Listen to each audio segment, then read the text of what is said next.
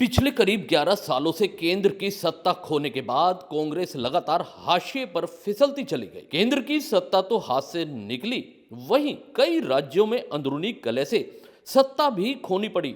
इतना ही नहीं, कई राज्यों में तो मुख्यमंत्री पद के दो दो दावेदार होने से वर्चस्व की लड़ाई में भी कांग्रेस को मुश्किलों का सामना करना पड़ा। आज कुछ राज्यों की बात करेंगे जिसमें कांग्रेस के नेता ही कांग्रेस के लिए मुसीबत बन गए। राजस्थान, मध्य प्रदेश और छत्तीसगढ़ में कांग्रेस के अनुभव अच्छे नहीं रहे। यहां दो दो बड़े नेताओं के वर्चस्व की लड़ाई ने ही कांग्रेस की लुटिया डुबो दी। मध्य प्रदेश में तो 3 विधानसभा चुनाव हारने के बाद 2018 में कांग्रेस सत्ता में आई और कमलनाथ मुख्यमंत्री बनाए गए, लेकिन ज्योतिरादित्य सिंधिया के साथ राजनीतिक जंग में कांग्रेस की सरकार गिर गई और ज्योतिरादित्य सिंधिया अपने कई विधायकों के साथ भाजपा में चले गए और 2020 में कांग्रेस की सरकार गिर गई। छत्तीसगढ़ की बात करें तो 2018 में सरकार बनने पर भूपेश पटेल को मुख्यमंत्री बनाया गया, लेकिन टीएस सिंहदेव भी अपने आप को प्रबल दावेदार मानते थे। दिल्ली हाई कमान के आगे ढाई ढाई साल मुख्यमंत्री बनाने की बात रखी गई। आखिर उन्हें उप मुख्यमंत्री बनाना पड़ा, जिसका नतीजा ये भी रहा कि 2023 में हुए विधानसभा चुनाव में कांग्रेस सत्ता से बाहर हो गई। हिमाचल प्रदेश में भी कांग्रेस ने साधारण बहुमत से सरकार तो बना ली, लेकिन पार्टी हाईकमान को मुख्यमंत्री के ऐलान के लिए काफी माथापच्ची करनी पड़ी।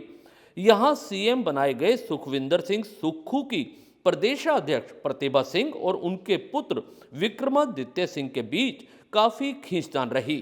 कई विधायकों ने पिछले साल इस्तीफा देकर सरकार पर संकट खड़ा कर दिया था। हालांकि आला कमान की सक्रियता और उपचुनाव की सफलता ने सरकार को बचा दिया था। बात राजस्थान की करें तो यहां भी अशोक गहलोत और सचिन पायलट के बीच वर्चस्व की लड़ाई किसी से छिपी नहीं। 2018 में बहुमत से सत्ता में आई कांग्रेस में मुख्यमंत्री पद की लड़ाई में भी दोनों नेताओं के बीच जंग चली।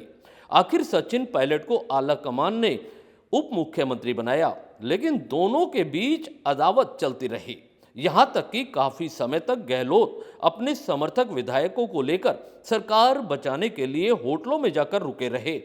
इस मामले में प्रियंका गांधी और राहुल गांधी ने इस संकट को दूर कर 5 साल तो पूरे कर लिए, लेकिन अंदरूनी लड़ाई में 2023 में कांग्रेस चुनाव हार गई।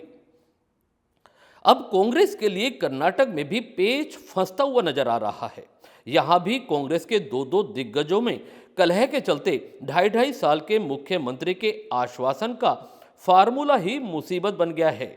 यहां 2023 में सिद्धिरमैया मुख्यमंत्री बने, लेकिन प्रदेशाध्यक्ष डीके शिव कुमार भी प्रमुख दावेदार थे। ऐसे में शिव कुमार ने आला कमान के कहने या किसी वादे पर सिद्धिरमैया के लिए कुर्सी छोड़ दी थी। हालांकि फिलहाल सिद्धिरमैया कुर्सी छोड़ने को तैयार नहीं है। वहीं डीके शिव कुमार के समर्थक विधायकों ने आला कमान पर दबाव बनाना शुरू कर दिया है।